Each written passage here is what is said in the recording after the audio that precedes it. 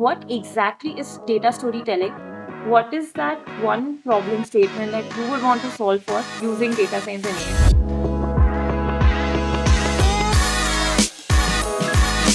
You have to win the trust of people. Be patient. Take people along with you as you go into a journey. What are the next trends that you foresee? How do you identify those opportunities? Mistakes make a better person. Nothing else makes a better person. Women in long careers, it's a battle out there. You got to fight it out.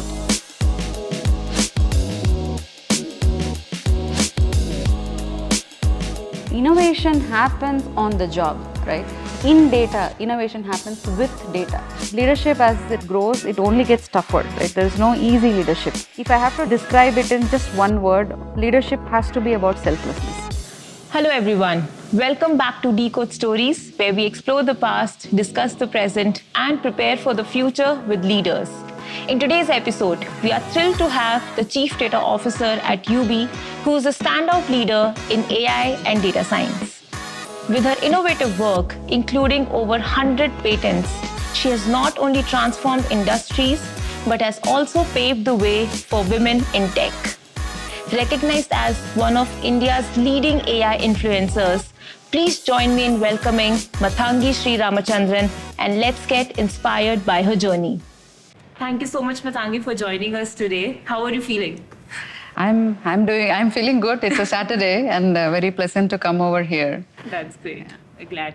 And I hope you didn't encounter that much traffic on your way today, at least. I didn't realize I was on a call on the way.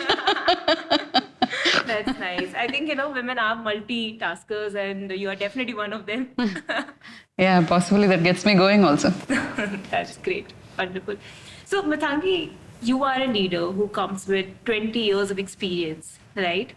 And in these last 2 decades, the world has also seen so many changes happening. Some of them have been very transformative, some of them have been disruptive, and some of them have been innovative as well, right? And if I look at your entire journey, right, you started from service-based companies, moving to a product-based company, right, and then moving to the startups. This journey has bring in a lot of changes for you as well, right? So why don't you take us through your journey? Sure. So I started my career in analytics. That's what it was that time called. Okay. So long back, when GE had come to our campus, they were trying to explain what analytics is. And one of the things that they said is, we will be using analytics for figuring out where to put windmills when we establish a zone of windmills, right? So, and that kind of caught my curiosity. More so because data can be made to make decisions in organizations. So, and that's how the journey began. That's how the curiosity is. And that's what keeps me going even now. The difference data can make to organizations and hence the world around it. So I started as an analyst building risk scorecards in GE Consumer Finance, which later became Genpact. Okay. So I was in the year when GE Consumer Finance to Genpact happened. And these were risk scorecards for the US markets on private label credit cards. Lot of learning to have for a person who really did not know A of analytics. You were just thrown in the water to swim and fend for yourself. Okay. I used to build a lot of dashboards, reports, and then used to getting to build a risk model was a privilege, right? So if you clear your steps of reports and dashboards, then as a perk, you get to build a risk model, right? Okay. And interestingly, when I started in this field and dashboards and reports were given, it is a very mundane task as well, right? So I used to make a lot of errors. Once I think we were cutting a campaign file and I kind of messed up the campaign file in such a way that, because these are physical mails that will go to the customers in the US. Okay. So if you don't select the users correctly and if you have not removed some of the do not disturb, etc., there can be a suit on the company. It can be that serious. So I messed up and the person who was a tech lead had to come at 3 in the morning. We didn't have laptops. So he had to come to the office to fix what I had done. So that was my big blow to get serious about what I am doing, whether it is boring or not. I have to give my 1000% to make sure that I am right. So that possibly happened in 3 months into my job. After that, I picked up the rigor and just working hard at this focus on numbers, that any dashboard that I used to send people used to say that it doesn't need to be checked, it will be perfect to the T, right? So it was, that incident shook me quite a bit on how I can mess up. And then I learned that the hard way. Even today, I tell data scientists, data science is about data, right? And you got to be careful with data. You got to make sure that you're not making the mistakes. Whatever you deliver, it has to be very perfect. And the detail orientation is what is about the job, right? It is not just about fancy algorithms, larger GPUs, training and everything. All that is needed.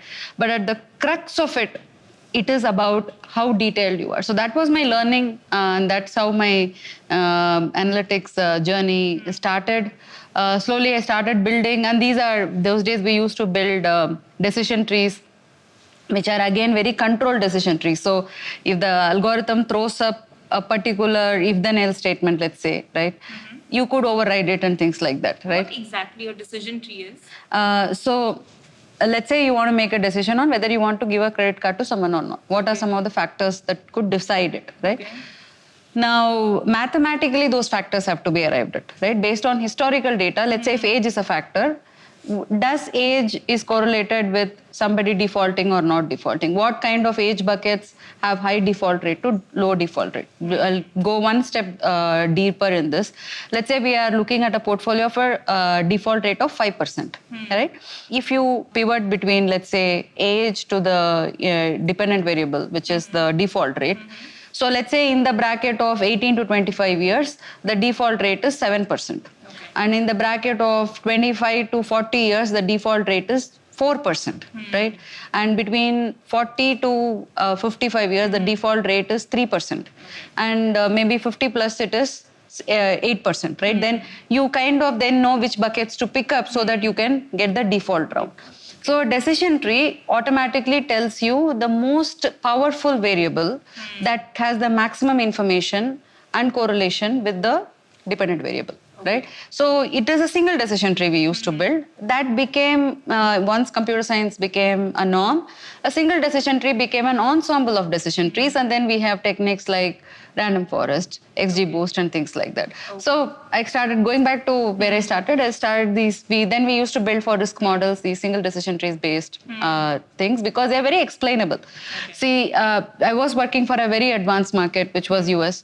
But then the regulations was very strict. So every model, because you are giving a credit card or you are letting a transaction pass through you cannot discriminate on certain variables. So the regulations was very severe, is severe even now. So your models have to be very explainable, and hence no discrimination happens based on that. That topic is relevant even now, right? With AI coming in, one of the things people ask is it ethical? Is it discriminatory? And things like that, right? That's something that people are talking a lot about, especially with AI. Correct. Security is a main challenge. Correct.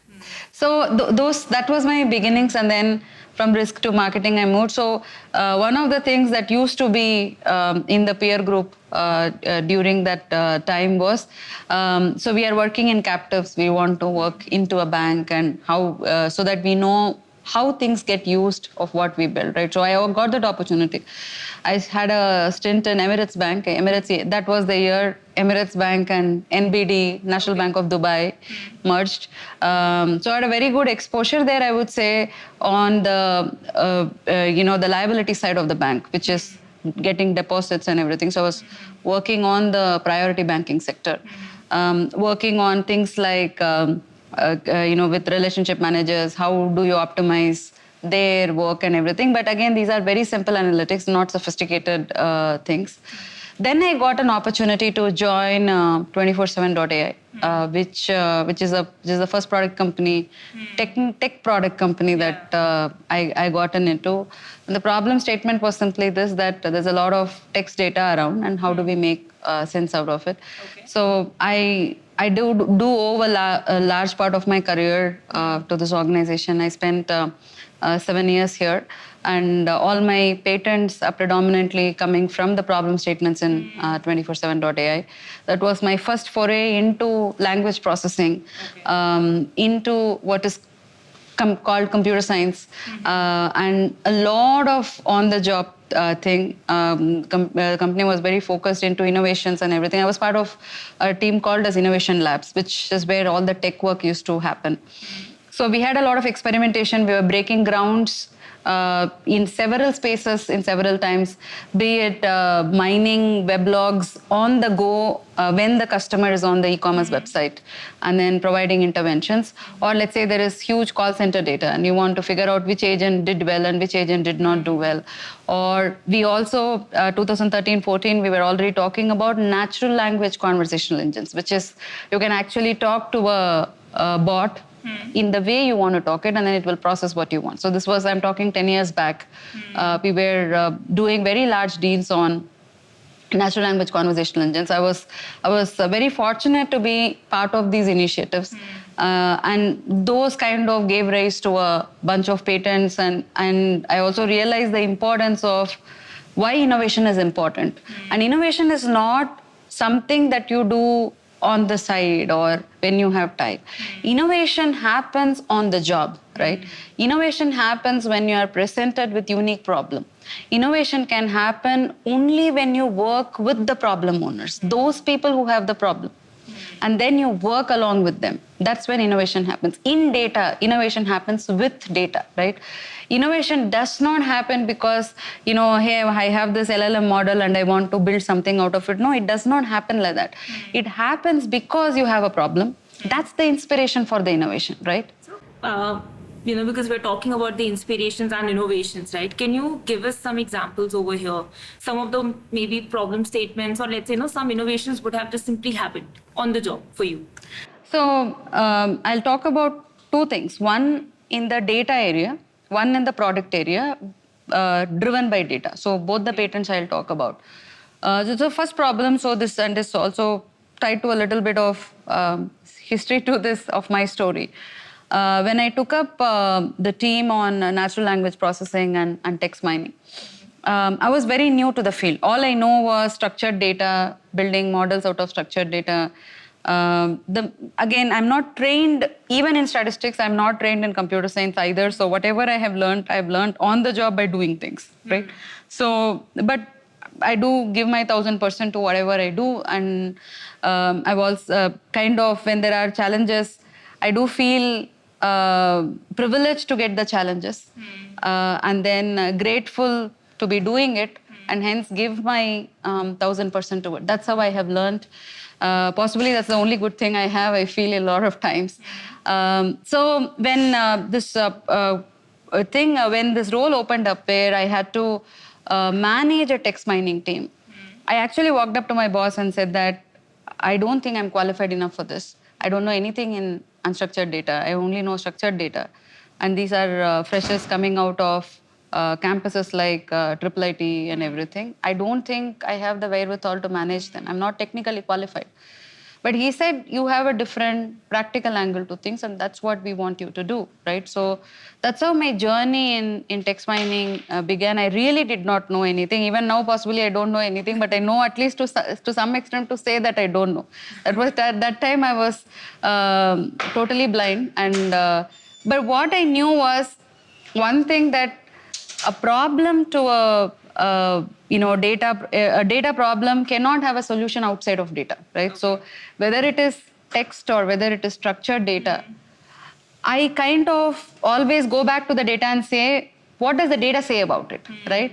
Not what does an algorithm say about it. Not look at put the data frame dot head off and see the first 10 lines and say I will be able to use this algorithm, right? But actually read data. And because this was text mining problem, and we had customer conversations between a call center agent and chat agent and a customer. So this data, each chat could go up anywhere between 20 to 30 lines. It will go in a dialogue format, agent, customer, etc. So that's your data structure. So I used to read corpus of this data. right? And I used to even label corpus of these data, annotate corpus of these data to understand what happened. So one of the problems we were saying, and like I'm talking more than a decade back, when some of the libraries that we have today are not out of the box and they are not there, fine-tuning, transfer learning is not even thought out and things like that. So during that time, we had a problem of in these 20 to 30 lines of millions of chats, each chat containing 20 to 30 lines. We want to figure out what was the customer talking about. What is his core issue, right? So there were various techniques that was tried before I took over this problem. And what everybody had done was taken the entire corpus and put it into a machine for learning. The first thing I did while I read all of this, I found out, when I tell you it may look very simple, but I found out that issue that the customer has, it's a chat conversation, right? So you can message the agent saying, hey, I have a problem with my refrigerator, or my TV is not working, or my credit card balance is not correct, right? These are the things. And then the agent says, yes, I can help you and everything. So you get the idea of the conversation. So what I did, and this was a lot of noise when we put the entire lines of large text inside the machine. All I did was I said, okay, let's not put the entire chat text into it. Let's identify where the issue the customer is most likely talking about is and put only those lines into the machine learning model. Selected lines, right? And that selected line was not so difficult to discover. They are question lines. They come in the first part of the chat. They are customer lines. They have certain sets of word length and everything. So in fact, that's my first patent. It's called as primary issue line extraction. Okay. It's anyone can search on Google Patents and look at it. So, and this is how we solved the problem, right? Okay. And then when I went to my manager and I told him, this is how we are solving the problem. He asked, how is the accuracy improved so much? I said, this is how I solved the problem, right? He said, why did nobody else think about it? I don't know. All I did was look at the data, and the data spoke to me, right? So that's where even today I say that if there is a problem, there is a practical way of solving a problem, right? We don't need to go to the end of complexity, end of the world, because people were throwing clustering algorithms and everything before this. So all you have to figure out was the line in which the issue was spoken, and then the solution reveals itself. It's a very practical solution, right? It's not an academic solution, it's a practical solution. So that's innovation, right? Yeah. When I tell you, it may look very simple, right? And for those who are listening to podcast, after this issue happened, like some 13, 14 years later, it may look very archaic, very historic also, right? But just to tell you, innovation is that which is very attached to a problem. Yeah. And that looks very simple when you say you have done it. It looks very obvious, but not solved. Yeah. But then when you solve it, it looks extremely obvious. This is how it should be solved, Yes. right? So that's one example. The second example I can give you is on what used to happen was, these are huge chat agent centers we used to run, and they can have 1,000 agent program, 1,200 agents program, etc. How do you quality control this? How do you kind of monitor whether the agent is talking the right thing to the customers and everything? So in that, one angle we did was we were able to mine large corpus of data, do a lot of agent performance monitoring. But another idea is what I want to talk about. So can we actually, what we thought of was, while the chat is happening, can there be prompts that is given to the agent so that, so let's say if it's a sell the agent is making, sir, can you take this refrigerator for maybe $1,000, whatever refrigerator rates are those times, maybe $100 refrigerator they are buying, and then the person is saying, the customer has a objection about price, then the agents can give some level of discount and close the sale. Let's say this is the context. Yeah. Then the prompts can actually help the agent how much discount it can go, how much discount it cannot go, while the conversation is happening. How do you detect while it is happening? What kind of prompts you give? How do you discount it upper or lower, etc. Was another idea, which is very, and the way we used to work on this idea is that we used to go with the agents, we used to sit on the floor with them. And spend time with them, understand where they are struggling, and understand if the solution will really help, because you're trying to assist a human during a high pressure time that person has. It's a real-time Real-time thing. problem. You need to go through all the chats in real time and then... Though that can be solved technologically, the bigger question is whether that is useful, right? Yeah. See, the person is in front of the screen. There are 3 chat windows open. Typically, concurrency, we call it 3. So they're chatting on, shifting between windows, looking at CRM systems to figure out what is the numbers like. Then there is another prompt which is saying, okay, you can do this. What's the probability is going to see the prompt, whether what kind of prompts hence it should be, how it should work together is another idea of innovation that we have worked on. But in all of those, the one thing and possibly the only thing that will ever stand out in innovation is innovations can be simple. Innovations need not be complex. Okay, they can be complex innovations, but innovations are always, one step ahead, and they are simple, right? When finally told in a very simple way, it can look, yes, this is common sense. Large, good chunk of innovations lie in this. There will be always exceptions, and there will be always. I'm talking about at least 70 to 80% of innovations will lie in this bucket of, and you can look at patents and you can mathematically prove I'm right on this, is that they are very simple when solved, but they have not been solved because nobody thought about a practical solution to it. So during my tenure in 24/7, I also had, I joined as an IC, then I kind of had a team. I went into the area of computer science and text mining, filed patents, grew to some more leadership level there. And that's kind of shaped a lot of my thinking, and my flair for innovations, is kind of rooted from there.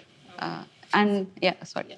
Regarding 24/7.ai, because I think there was a mindset shift also that had happened for you, right? You came into a product company and then you spent a lot of time over there, Yeah. right? And then you solved some of really good problem statements over there. So what were those changes, let's say from a mindset perspective, or let's say, when you look at the business, right? Can you please talk about some of those changes? Yeah, sure. That's a very good question. I will answer that. If I just reflect on my tenure there, the biggest change that has transformed me was, one is a product company thinking and everything, and my core analytical ability getting advanced and things like that. But what I owe my biggest learning there was about leadership. That is the first time I became a manager and I had people reporting to me. And I had the freedom to make all the mistakes that a first-time manager makes. So I would have ticked off all the boxes. If you put list of things a first-time manager would make, I would have ticked off all the boxes there, right? So I had possibly the luxury to fail as a first-time manager. And from there, trying to... So see, I was a very hardcore IC, right? For me, letting go of control is a big thing, right? That's the first thing you learn when you have people reporting to you.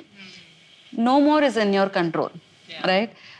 So when I first became this manager, I used to do this problem like, I'll give it to the team, they will write the code, I will write the code, I will check the output, right? Talk about redundancy, I was right at the top. And from there, to consciously take a step back, consciously develop the habit of trust, staying away from micromanaging, realizing the importance of trust and what trust can build relationships and relationships can scale outputs, right? So those things became my biggest learning, right? I started with the managing 2 members. Then while I left, I think I had 23 odd members reporting to me. A bunch of people in the labeling side. I had people from language processing at the structured data problems also I was handling, etc. But my biggest learning was that how do you trust? How do you step back? How do you build relationships? The value of relationships in scaling things, the value relationships bring in building something big in innovation is can't be understated. I think that's my biggest transformation. So so after 24/7, I did join Citibank for a while. We were trying to set up a lab for AI, and then I was heading data science at PhonePe. Then I was doing, from data science, I also started becoming a little bit more general when I started getting into Gojek in the head of data role, which had data science and analytics reporting into me. And when I took over the team, the 3-member team, and barely any data science was happening. Towards the end, I had a sizable data science, 20 plus people reporting to me. The part about interesting thing is, we think food ordering is very simple, right? So you go to the app, you pick something, you order, it gets delivered. But that entire journey, from the time somebody is hungry till the time the food gets onto the table, the various points of intervention, you'll be amazed to know how much machine learning can do there. That's Please what tell us about that. I think everyone would be, interested in knowing all of that, because we have been using all of these apps in our daily lives, Yeah, right? yeah. So yeah, please. So that's the thing about technology, right? So it has to be ubiquitous and it should be unseen, right? Then you know technology has achieved, right? Lot of times people ask me, is AI real? AI is of course real. It's ruling your life in the way that you don't even know it's getting. You open a movie app today, it is telling you what to watch. Yeah. You want to eat something, it is telling you what to eat. You want to go from A to B, it is telling you how to go, right? It is making the transport choices for you. It is making you read certain things. Yeah. It is shaping your cultural behaviors also, because it's throwing you content recommendation. Shaping your spiritual process, it's shaping your cultural process, shaping you what you do, whom you talk with, how do you talk to your spouse, and how you talk to your children. It is getting shaped by content recommendations. Largely, it is just embedded in our lives to a level that we don't even realize. So I was saying how AI has become ubiquitous, right? So let me come to the food journey now. Yes. So you're hungry, you open the app, and then there are two parts. There is the recommendations and there is a search bar that is there that you can search for. So you want to feel like eating pasta or pizza, depending on how the user experience of the app has been designed. There are apps in which people click, or there are apps in which people search, right? Both are important to understand the food. So the search and recommendations bit of it, depending on what you have ordered earlier, depending on what you have liked, depending on what you have given feedback to, there is a bunch of recommendations that comes in, which are completely machine learning based. That's what we did. That's what I did with my team in my tenure there. And then on the search, right? I'll give you an example. You may type pasta, right? They don't know whether you want to go to pasta street or whether you want to eat pasta, right? How do we disambiguate that? How do we understand from in past when you have typed pasta, you have actually gone to pasta street and possibly ordered a pizza or risotto or anything like that, right? So maybe a risotto could even come as a search results for you because you have had that experience in the past. So there's a huge amount of science that happens at large scale, at very low latency, but fundamental semantic search happens. There's a lot of personalized classifier models happen at the back on the search and recommendations. Then you go to the restaurants, and then for each of this they will give you a time, like how long will it take, and that's a big deciding factor for you, depending on how hungry you are. To not how hungry you are, how much you want to eat qualitative food, etc. As much you want to compromise on time. So we used to predict at each restaurant what is the time given the user is looking at. Let's say you're looking at 11:03 for a pasta around you in the next 10 kilometers to get delivered for you. Then depending on how many drivers are there, depending on how much time it has taken for us in the past to deliver certain things for you, whether you are living in an apartment or not, right? Those can also be, we don't do explicit features on it, but some of them become implicit, right? I'll give you an example. So at each milestone, a driver is tracked. Food is prepared, he picks up and he comes to your home. Then after that, it is delivery time, right? And then after he reaches the location, there is still some time to deliver the food to you. Maybe he's taking approval at the security gate. And then he's coming and then he's knocking the door, right? So all of these go into the models to just predict how long will it take for you, right?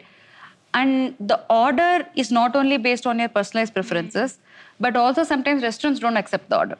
So we also do a probability of whether a restaurant will accept an order that is placed, because you don't want the customer to place an order, restaurant says no, and then it becomes a booking not completed, right? The customer now has to repeat, or they go to the checkout screen to realize that restaurant or that food item is not there, then you have to repeat the whole process. So we look at the restaurant performance on this, and then give search results based on that, right? So that's those two parts. Then again, you predict the time towards the checkout, because now the drivers could have moved from there, from where they were. More customers could have ordered from that restaurant, etc. There's also something called as food preparation time, like cooking time to prepare a food. How do you prepare, depending on, again, the food, what goes into it, which restaurant is doing it, how much they have taken time in the past. We predict how long the food is getting prepared, so how long the driver has to wait. Should he combine two orders, because one order is getting prepared, another place, another order is getting prepared. Now, can he combine this and go through? That's another problem that happens, right? Then after that, the ride back starts. Now, sometimes the driver is moving in the right direction, sometimes the driver is not moving in the right direction. So you've predicted the time, you've assigned it to the driver, and then of course you do one more model to see which driver to assign it. You assign it to the driver doesn't move in the right direction, driver moves in. Then you keep looking for those signals and then reblast the order to another person. Because if this person is not moving, because you've already committed a time to the customer. So there's another algorithm that happens there. Then you track the time through the thing. The person comes and delivers. Then you make sure there is no fraud. That the driver did deliver the food to the customer at the location. Then as the person has finished the food, then they may report a damage in the food. Right? Then you look at the pictures and say whether the damage in the food is real or not. Then they give a feedback, and then that feedback gets processed into the overall rating of the restaurant. So then you do some level of analysis there to estimate what is the restaurant feedback about. So just to give you a sample of how, and I of course left out pricing, which is an important part. How do you price? We also predict things like whether it is raining in the place or not, because you don't have gauges that predicts accurately a rain in the place. So based on traffic, we try to fingerprint based on traffic, driver availability, etc., to see whether the rain is there in the place or not. So there's lot of sciences behind the scene, from the time you order your food till it comes at home. Mom just can make the food and give it, but right. So but at in massive scale of food delivery, there is so many sciences and parts that came together. So around a period of 2 years, we delivered a lot of these solutions, got them productionized, got the results. So I'm a big believer of impacts. We are not doing academic research or data science. So we are making sure through these models, either the life of your end customer is improving, or there are more revenues for the company, or the cost is being saved. At every, I would say, the entire journey, every point you have, data is touching every point, I would say that. Yeah, absolutely. So at Yubi, I'm the Chief Data Officer, and I'm taking care of data across Yubi and group companies. Our overall mission in the organization is to make financial inclusion for the country and overall contribute to the larger economy of the country. So that's the big vision. Now, in terms of what data plays a role in it, the idea is to make financial decisions more efficient through the use of data science and AI, right? So cutting across the life cycle of a financial decision. So whom are you giving loan to? What is an underwriter doing when they are giving a loan, both on the enterprise and on the retail side, as well as what are you going to do on collections? How do you monitor these portfolios? We have AI and ML models across the suite. We also do data management as an important part of data, and there is a data lake and data governance that we have invested in to make sure whatever models and whatever reports and dashboards analysis we do are all in the realms of well-governed data management. So that's the nutshell of what we are doing. But here I've got the opportunity to kind of explore all the functions of data. So just to give you a quick view on what are the functions of data. It starts with the pipeline of how data is done. So for example, data gets ingested Data first gets collected, and then it gets ingested, then it gets stored for certain use cases. Then models get built. Then the models get deployed as scalable APIs that can be consumed on downstream services. Then there's also a governance layer. So all of these functions, I've got a chance to work with and build. I'm a big believer of impact-driven data. So that's what we are doing. We're contributing to banks, financial institutions, to power their decisions, to make sure these decisions are efficient. When I mean efficiency of decisions, there are two angles to it. One, the decisions are faster, but the decisions are also more precise than what it is, because it could consume large-scale data. It could consume more signals about a user or an enterprise, and then make a decision possible. So the time taken as well as the precision of a decision is what we are powering. And this we are powering for large-scale ticket sizes like crores of rupees of loans, as well as retail loans kind of thing. Collections is a very important part of financial decisions, because if you give the money has to come back, right? Only if you give the money comes back, then you can do the next level of risk with that money, right? Which means you can go to one segment lower than what you have given the money for. So collections also we play an important role. We're trying to make collections with a lot of user experience and with kind of a lot of empathy and dignity towards collection. So, And how are you doing it, with empathy? yeah. So collections is a very age-old industry, right? So in the absence of anything, data, technology, what would you do? You would have to go knock the customer and take money, right? Yes. And you know how much taboo is associated with it in the Indian ecosystem, or for that matter, any other older societies, right? You cannot have a collector come to your house for money, because if you look at tradition of lending, taking money as a loan itself is looked down on. Yeah. Then imagine if somebody is going to come and knock your door. It's a societal pressure. It's a socially not a great step to have. So it's a very old industry, and we are changing that through technology. We are changing that through data and data science. We are changing millions of customers who have borrowed the money, but they are collected in much better and more dignified way. So sometimes reminders is all it's required, right? And how less intrusive can be with your customer. The customer also sticks with the bank for a longer time, right? Maybe one time they miss the payment, but if send the right reminders for the right customers, they do pay back, right? Of course, there are willful defaults, and you have to deal with the way willful defaults, how much ever the governance allows to deal with it. But not every default is a willful default, right? So you personalize your collection strategies. For somebody who are sending an SMS, for somebody, we have a conversational engine called as Basha, where it will dial the customer, and even in core pockets of Rajasthan, Madhya Pradesh, Maharashtra, etc. These are farmers, where the bot talks to them in their language. It could talk in Hindi or Rajasthani, and it could just say, why have you not paid your dues or something. The customer can say an answer saying, I'm about to pay in a week. It will give a follow-up after a week, etc. So that is the other thing that is making a difference in the collection industry. How much time did it take you to build this, this platform, Bhasha? Basha overall, see, it's been a 2 years journey for me in the company, and it pretty much started after I came in. The conversational engine of Basha took us possibly 7 to 8 months to get it going. Okay. We, during that period, released also a language model back to the community, which is called as Yubi BERT, which is trained on Indian languages, which is trained also for the financial sector in India. Okay. And we deployed the bot, if I'm not wrong, last financial year beginning.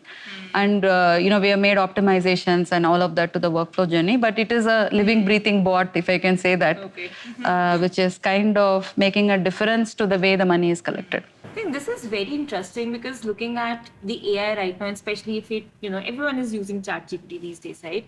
And then, we are also talking about what can be the, the extent of it, right? Maybe, multiple use cases like you had mentioned.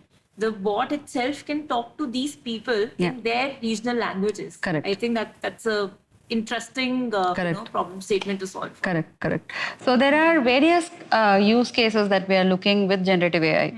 We are also big on open source. So we are trying to solve some of these problems, not with proprietary solutions, but through open source. One of the big things is we have built the infrastructure for lending to enterprises, right? And like I said, these are large ticket sizes. You can think north of 1 crore, or some of these deals are even 50 crores, etc. Now, for an underwriter or a financial analyst who is looking at this company and making a recommendation, they consume a lot of signals and then write a report about the company, which is multi-page long, right? 20, 30 pages long. Now, that's one area we are trying to crack with generative AI. So what we are trying to do is to be meaningful to a CA, right? Meaningful to a financial analyst who has, let's say, 15, 16 years of experience in their field by crunching a lot of signals. So it is not just a summary, or it is not a small email it is composing, right? It is very technical, it is trying to do, and it is either assisting a person who is doing this, which means it should be meaningful to that person, or it is trying to write the entire report and the person just looks at it and then says it's good, kind of solution, right? So we're trying to write credit information reports or summaries about companies, so that a person who's looking at to make cut a final check to the company is kind of satisfied with that report. So the report consumes data from multiple sources. It can be public sources, it can be news information about that company, publicly disclosed sources, news information about the company. We are also thinking of video parsing some of the investor statements about the company and then bring that into our report. Or it could be, certain blogs or certain things that is available about the company that can come in, or it can be proprietary data of the bank that we can leverage, to reflect in the report. Okay. So, Mathangi, related to this, like you mentioned, there's a lot of data, and that is something that you're sharing with the people as well, with your stakeholders. So, I was going through this survey on, on data and data storytelling, basically, and it mentioned that when more people have the access to more data, right, and they are interpreting the data in the right manner, business generally performs better. Okay, so what exactly is data storytelling, and how do you ensure that the right people have the access and they are interpreting the data in the right manner? Sure, there's an interesting anecdote on this. People say if you crunch and slice the data however you want and beat it down, it will tell the story you want it to tell, right? In fact, before the era of computer science, that's how the field of statistics and we can say some initial part of data science was used, where somebody had a hypothesis and they want to prove the hypothesis, so you beat the data down and kind of crunch it and kill it. It will almost murdering the data. It will exactly confess what you want it to hear, right? So jokes apart, now the art of data storytelling is what is the information you're trying to build out of it, so that decisions can be made, right? How are you going to bring why of what happened rather than only what happened? That's one area where we're trying to work with generative AI on. Why certain why a certain price is up or certain price is down, inventory cost is up, or why is the EBITDA low for the company, etc. The why of it is also something that we're trying to build in. That's one area I think generative AI will play in. That also comes under data storytelling. Data storytelling can be visual. It can be also completely text as well, or can be a combination of both, right? Now, how you craft it is very, very important, right? I began my story saying the biggest thing that anybody should know is you got to work with data, right? This is data storytelling cannot happen without working with data. So you have to work with the data, you have to work with the domain, you have to work with the problem, then you know what kind of stories you want, then the data tells the story. That's very useful at the application level, right? So that is one area that is going to come up next, because there's a lot of language models out there. Everyone is releasing a language model, and versions of language models are getting upgraded. There are companies which are making language models open source, and people are fine-tuning, etc. So that's one level of development activity that's going on. But there is also going to be a lot of work around how are you going to apply to an end use case Okay. to make that extremely meaningful, right? So, for example, in creatives, let's say you're creating a marketing creative in generative AI, or you're building, some product description with generative AI. Maybe it can be done right out of the box or with some tweaks. But deeper use cases, like what I am saying, requires a lot of crafting, requires a lot of fine tuning, requires a good amount of prompt engineering, requires a good amount of domain understanding. Then you solve this problem. So in a way, generative AI has kind of democratized the power of building solutions to a lot more people than what it was restricted to some set of people who only knew computer science or who was working only on unstructured data, right? Yeah.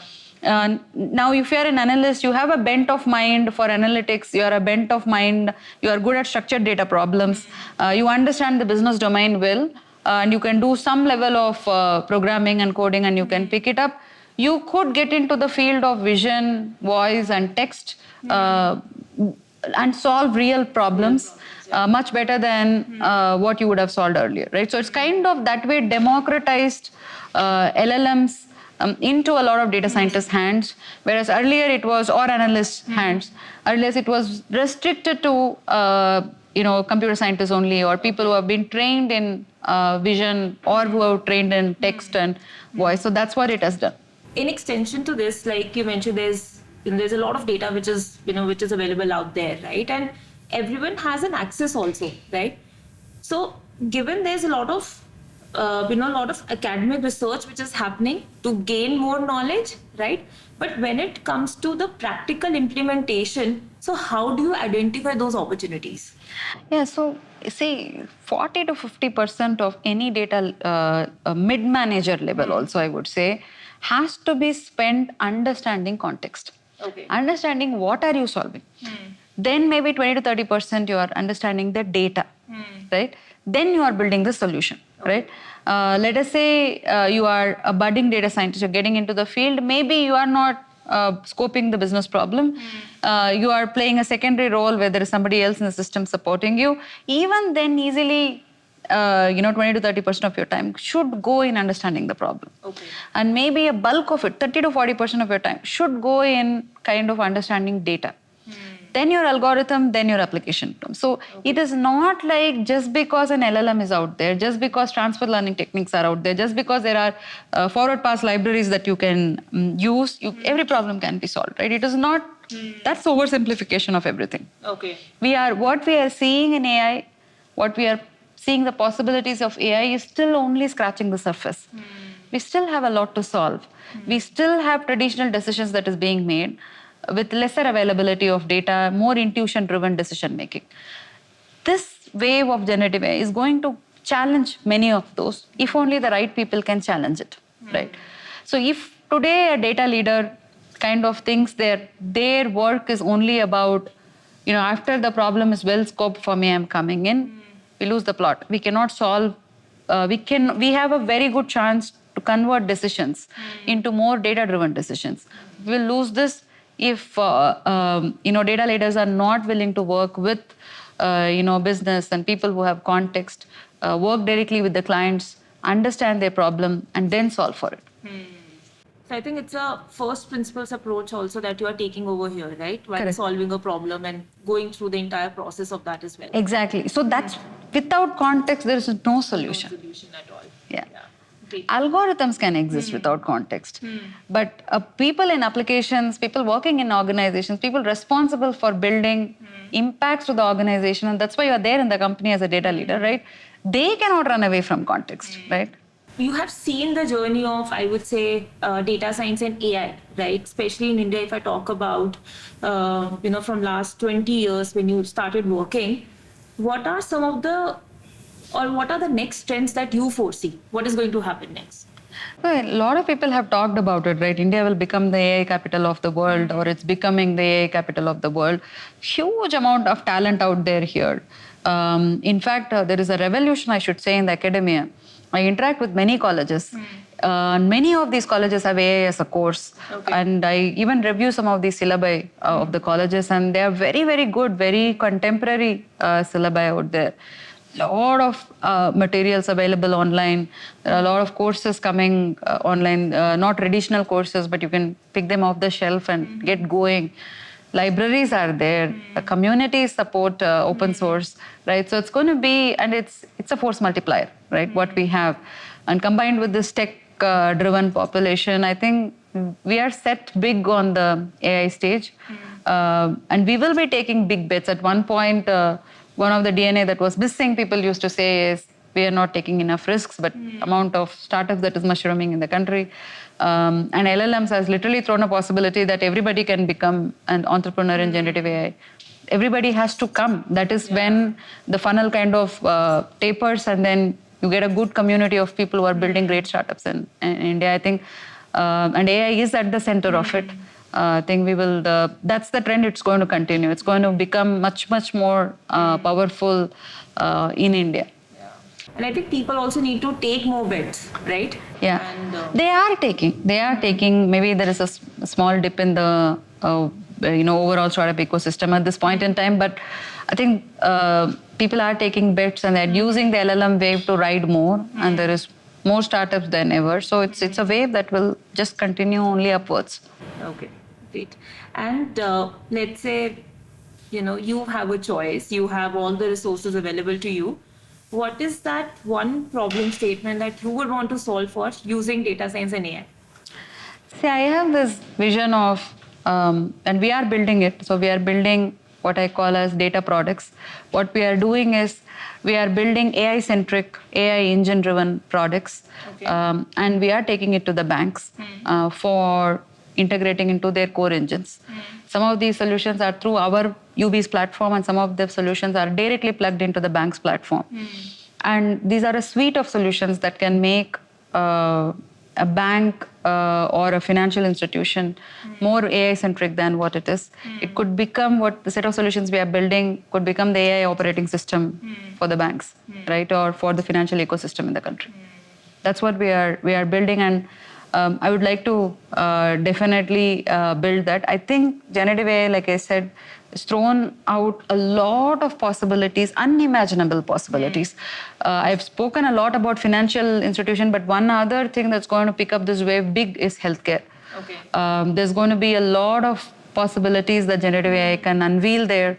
And we have enough healthcare startups, be it in the area of as crucial as cancer detection or diagnosis. It is large-scale diagnosis is there, reading out, summarizing medical reports, generating medical reports. Yeah, of course, everything will have a human in the loop kind of a layer to make sure the reports are accurate, they're not hallucinating and things like that. But those will get solved eventually, right? So medical will also be a field that will get shaken by what has come out as a possibility. A lot of See, my overall objective is, I spoke about my objective in UB, but my overall objective is only one thing. It's been drive impacts through data. For me, data is life, right? And that's what keeps me going. That's what got me into the field, because I can make a difference through an area that I can contribute to. And hence, we can make a difference to lives of people around us using data, and the time is now. And Mathangi, you have been in a leadership role from last 10 years, I would say, right? And currently also playing the role of a chief data officer, right? So what exactly leadership mean to you? Yeah. And what's your leadership style? So, leadership means only one thing, right? You are responsible for people, for a bunch of people who are looking up to you, right? They can be your team, or they can be people around you as stakeholders, and you have. It's a responsible role. That's number one, right? So you got to play that responsibility well. You're responsible for people's careers. You're responsible for the organization. You're responsible for the customers of the organization. So it is a leadership. As it grows, it only gets tougher, right? There is no easy leadership, right? And it got to be selfless. Then only you're doing the thing right. At some point, you become selfless if you just keep doing the right things. It's not out of the world quality that I'm talking about. Selflessness becomes a practice that you do. You don't do anything for yourself. You're either doing it for your team, or you're doing it for the organization, or you're doing it for your customers. And you're taking tough battles for your team or for the organization, or so that you make a right choice for the customer, or you're building something for that. If I have to describe it in just one word, leadership has to be about selflessness. Okay. And if you are that, then you will just do everything right. That's how I have got it perceived to be. I think that's possibly defines that more than anything else defines. Now, coming to the style of leadership, I would like to call myself an empathetic yet a transformative leader. Wherever I have gone, I had a team when I had 5 years of experience. 2 people started reporting to me. So from that time till now, I have be close to 20 years of experience in few months now. So all along, I have made all mistakes, right? Absolutely, I'm very grateful for the organizations which let me make those mistakes to be whatever I am today. I'm always grateful for that. But one thing, if I have always practiced very consciously, is being empathetic and about people, right? A lot of people, a lot of leaders, a lot of managers, even at senior levels, what they do is when things are not going well, they say, okay, nobody gets it, right? My team doesn't get it. No, it's not. They get it. They get it. It's our job to kind of make them understand how things work and what they should do and how it's going to benefit the team back, right? So it is about having dialogues. It is about giving the benefit of doubt largely on that. There are 99% of the people don't have an intent issue. It's not like they don't want to help you. It's not like they don't want to work. It's not like they don't want to do the right things, but they may not have the right priority told to them. They may not understand the overall purpose. So you kind of get that imbibed in them. Have those conversations. Be patient. Take people along with you as you go into a journey, right? That's empathy, right? Empathy is not at the first fall of a hat saying that, oh, you're wrong. They didn't get it. I think I deserve a better team. My L1 should be better than this, right? So all of this are signs of, in my opinion, weak leadership, right?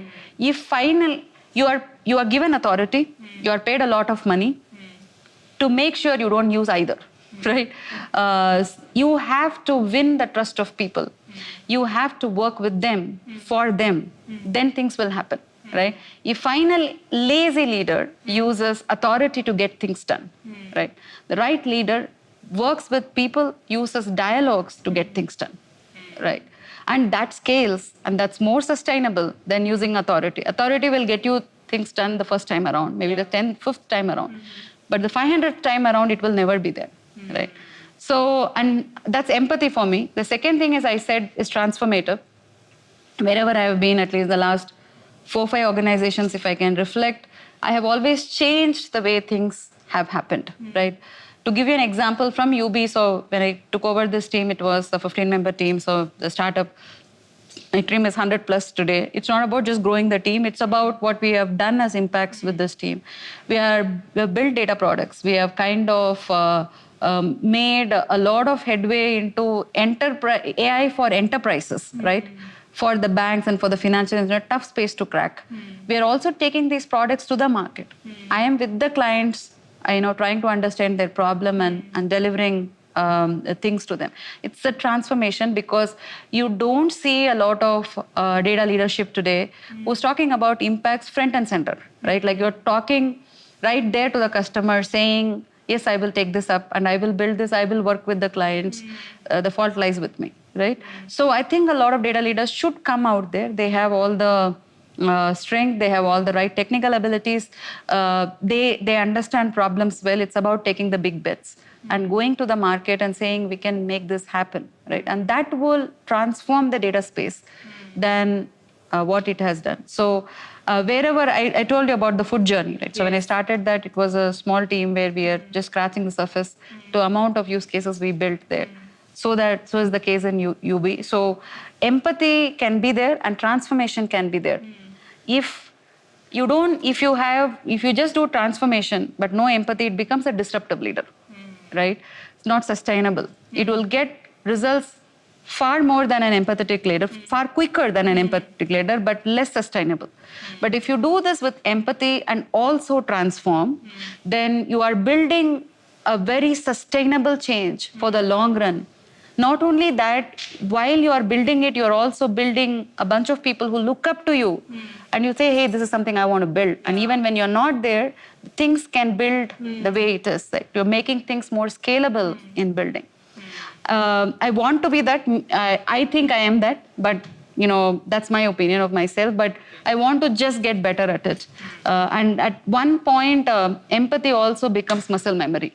Empathy leads you to selflessness, right? And you are not doing. At some point, I do think I'm not doing any extra effort to be empathetic anymore. I'm not thinking I have to be empathetic and I'm being empathetic, right? It just gets to you. It just gets to you. You avoid every time the lazy way of getting things done, which is throwing authority, which is throwing things there and saying, I want it to done no matter what, right? If there is an objection, if there is an argument, get onto that, face that, work with that person, understand what is going on in their mind, have that ability to do it, right? So when we started taking data products to the market, to our clients, there were questions in my team on why should a data team do it, right? We only work with internal stakeholders in the organization. Why are we also working with clients, right? Because these are genuine questions. People have seen these kind of things in different organizations. You got to handle them till that change happens. So there was a change we were going through. And this change happened through dialogues, right? And it is never done, right? Those questions are always going to come from your team. Whatever you do, they're going to ask, okay, why are you doing this, right? So, but how you handhold them, how you message it, how you communicate it, how much patient, how much perseverant you are to these changes makes a huge difference. And that's not a lazy way of leadership, right? So all you have to avoid is being lazy about leadership. Then possibly you get better at being a good leader. Mathangi, I believe you would have also worked with such empathetic leaders, right? And they also, like you mentioned in the beginning as well, that you got that space to make mistakes as well. Absolutely. When you had started your leadership journey, right? One question I have regarding this, that when you are, so there are different stages of company, right? So does that stage also define how many mistakes you can possibly make in that, in that role as well? Very good question. I think good leaders, I have had great leaders whom I had worked with, and I've been very grateful with the team that I have always had, and a lot of things that we were able to change is because of the team. Now, but great leaders always give you that space to make those mistakes. There is no learning without failing. You fail 1,000 times to get that one time correct, right? So you got to fail. You got to make mistakes. And great leaders always give that space for you to make mistakes. So I am also kind of, like I told you, I'm taking data products to the market. I'm doing sales myself for some of these, and I've never done those before. So when somebody asked me, how is it going? I said that I have the luxury to make all the mistakes because I'm doing this for the first time. So I'm making all the mistakes now, right? It is important in every stage of life to make mistakes and boldly make the mistakes and make all the mistakes at the first go, right? So that you're not stretching your mistakes. You're not after 6 months into any new role, you're wondering whether now I can do it or not. First 6 months, just make the damn mistakes, right? People will pardon you. And then, you can get better at it. Yes. I think it's such a lovely way to look at all of these mistakes and all of the failures as well, because people are actually afraid, oh, what if I make this mistake, right? What if my boss is gonna, tell to me, right? Or the kind of feedback that I'm gonna get. But you rightly mentioned it, first initial 6 months, make all the mistakes. Go bold, go out there, make the mistakes. Mistakes make a better person. Nothing else makes a better person, right? Absolutely. Makes mistakes and the humility to learn. Always keeps you grounded. Always, gets you a better path. You just become a better person. For this thing, I really need to read my notes because it's a huge list of achievements, okay, your achievements. So you have over 100 global patents in data science, authored 2 books, active contributor to the data science community, recognized as an influential leader by various industry organizations such as World Intellectual Property Forum, Analytics India Magazine, The Phenomenal She by Indian National Bar Association. So how does it feel to achieve, all this? And does it still motivate you to contribute more to the community? Absolutely, it does motivate to contribute more to the community. See, first, when you go to these events, you get to meet a lot of people, and learning happens by serendipity, right? So you get to meet people, you get to know their perspectives, there are a lot of things there. And it does give you a validation of what you are doing and gives you a chance to contribute more. And I think that's also one of the things that keeps me going. So I'm very grateful. If you ask me how do I feel, I am definitely one thing that is there is that I'm extremely grateful for the organizations that I have worked for the team that I have the privilege to lead, for the managers whom I have worked with, the opportunities that I have got. I so picked up a field that was so fast changing, had the opportunity to see from statistical models to on the go learning, generative AI and everything. I'm in the field where learning happens on the go, right? How many fields are there that you get it like this? So I'm very, very grateful for all of this. Most importantly, I'm extremely grateful for my family. It is not easy for a woman to work like what I'm working. I work 24/7, literally all the day. I'm on the go every day, every hour. I do have my mother and mother-in-law staying with me. My daughter, I told you, is 13 years old. Husband has been my pillar of strength and pillar of support. I don't know how many people get a spouse like that, because it's easy to support a spouse when she's just budding into the career and everything. Life throws things at you that you can never imagine, especially for women. When they get pregnant, the baby is born, and there are suddenly things that you are realizing that is happening around you. Then your parents are aging, you have those responsibilities also.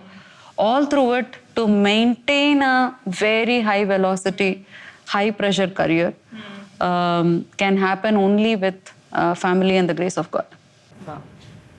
And my next question is related to this only because recently, this incident happened with a friend of mine, and so she was interviewing with a company, and the interviewer asked her that would you be able to manage work along with the family? So she's married, she has a kid, right?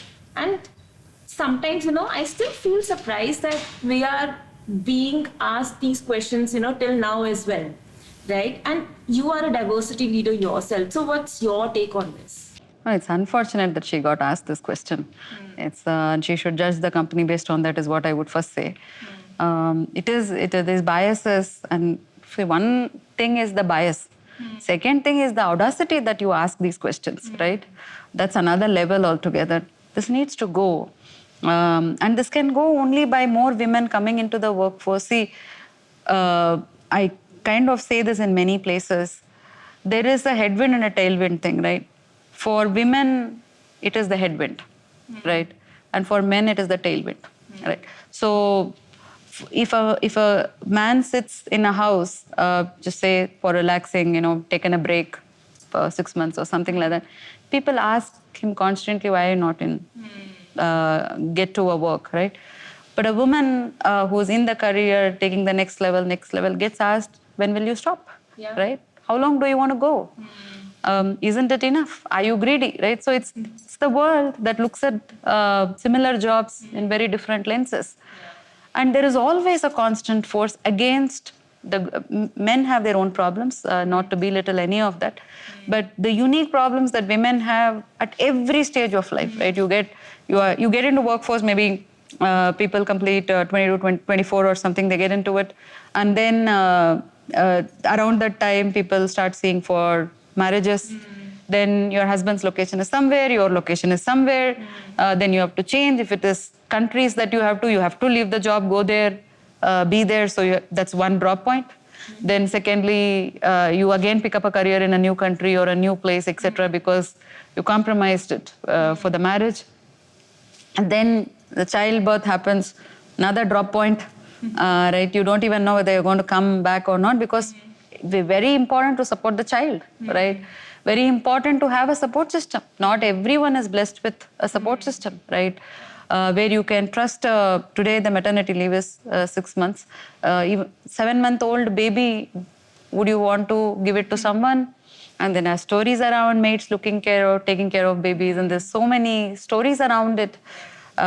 People put undue pressure, saying, how can you go? And then you're in office, you're thinking about home, and you're at home thinking about office.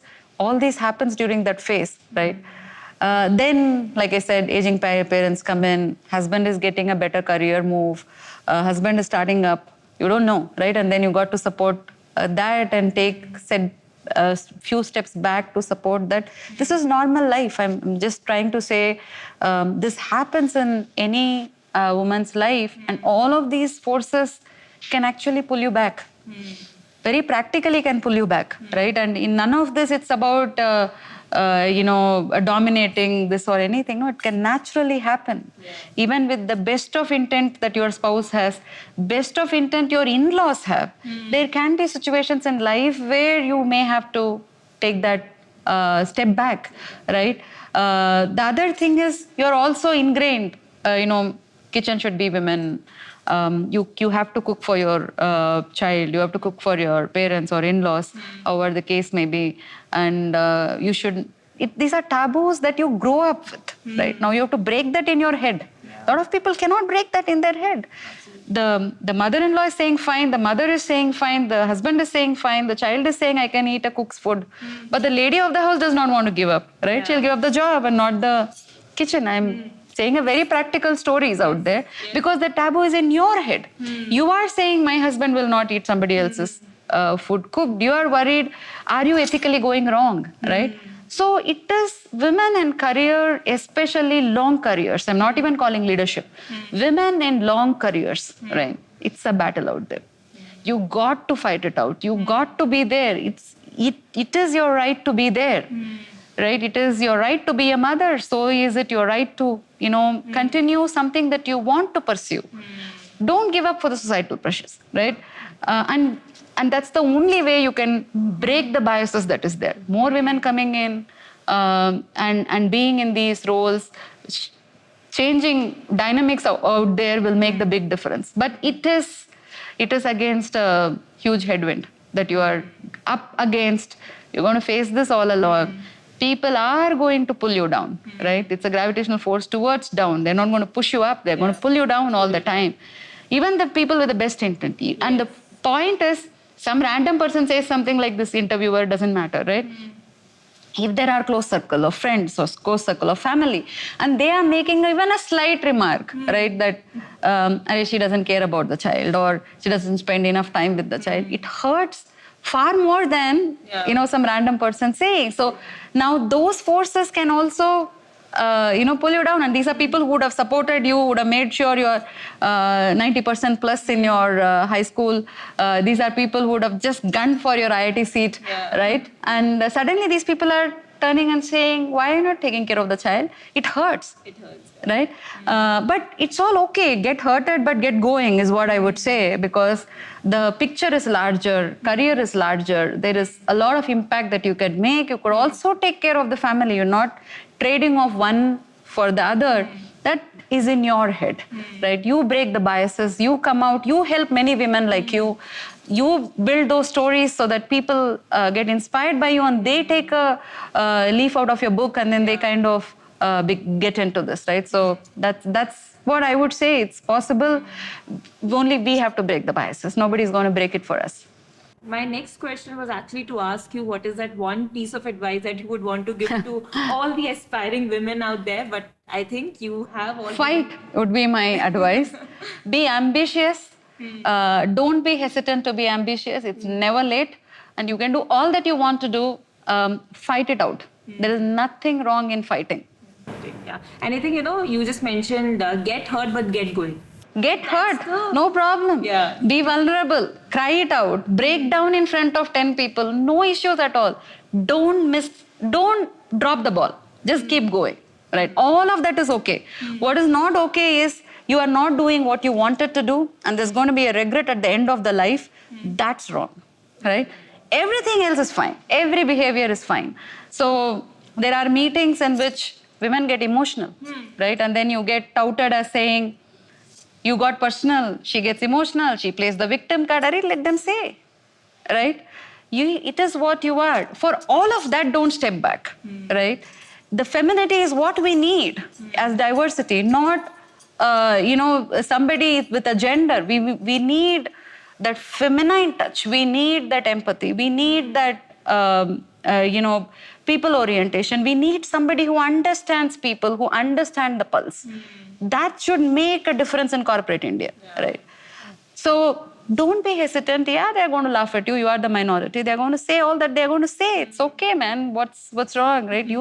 If you know what you are and you can march that ahead, all of these will fade away in a matter of time. Career is far, far larger. The impacts that you can create out of a career is much more larger than some people making a remark, be it your family, be it your friends outside, or be it your colleagues, doesn't matter. That's a great piece of advice. And like you mentioned, right? See, diversity is needed. But along with that, the inclusion also has to be there. Yes. Right? It should not just be that, you are, let's say, just maybe, adding more diversity leaders or more diversity into the teams, but they also need to be heard. Right? They need to be heard. They need to be, let them be the way they are. Don't make behavioral, I'm saying there are different traits, right? And the whole point of talking about diversity is psychological diversity. We're talking about behavioral diversity. We're talking about different people react to different things, right? Different styles of leadership we want in that room, right? So why would you look down on more polite person versus more aggressive? Like if a person is aggressive, it's good, it's machoistic or whatever, right? I have people, I can't believe there are teams who kind of, if a guy says something, very rash, they say, see, that guy has the guts to say anything, right? Yeah. But if a woman says, at the same time, the tone goes up, a little bit gets into screechy thing, hey, why is she making a big deal about it, right? This happens. Yes. This is everyday life, right? But changes are a norm in where we live. Everybody will change. It will change for the good. The only way this can change is many people coming there, and that becomes a norm. Then everybody accepts it. Today, it is standing out because you're standing out, right? If let's say in a CXO group of 20 people, if there are only 2 women, you will be outnumbered, right? But if there are 10 women, then it will be accepted. Yes. Till then, when you go from the journey of 2 to 10, it's multiple years, multiple decades we are talking about. A good leader knows, right, how to balance this. A good leader knows you need a bunch of traits to be in your team. You should not be, when there is a chance, when the 2 is showing a different perspective than the 18, then you kind of say what I should adjust for these 2 rather than me being used to 18, because they may open different doors and different avenues for thinking where the other 18 did not. And that's diversity, right? It is in the leader's favor to have the diversity because they are bringing different perspectives. Otherwise, it becomes one and then you don't know when that will fail, right? So I think it will take that maturity. It will take podcasts like this. It will take talking. It is about dialogues, right? What I started saying about the team, it's not the intent. Similarly, I'm telling about the society. It's not the intent. It is the dialogues. It is the change that we should transform things. Many women should come in. They should be true to themselves. They should behave how they are naturally behaving. Whatever is their trait. They may be also aggressive, right? Whatever is their trait, they should put it on the table. Not be worried about being judged.